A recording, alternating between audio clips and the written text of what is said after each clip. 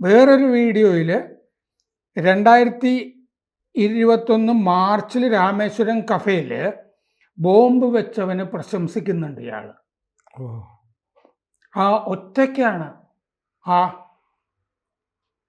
സുഹൃത്ത്, ആ ഇസ്ലാമിൻ്റെ സുഹൃത്ത് ബോംബ് വെച്ചത് എന്ന് പറഞ്ഞിട്ടുണ്ട്.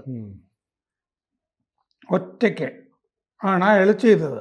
1.5 മാസത്തോളം അതിനു വേണ്ടി പ്രയത്നിച്ചു.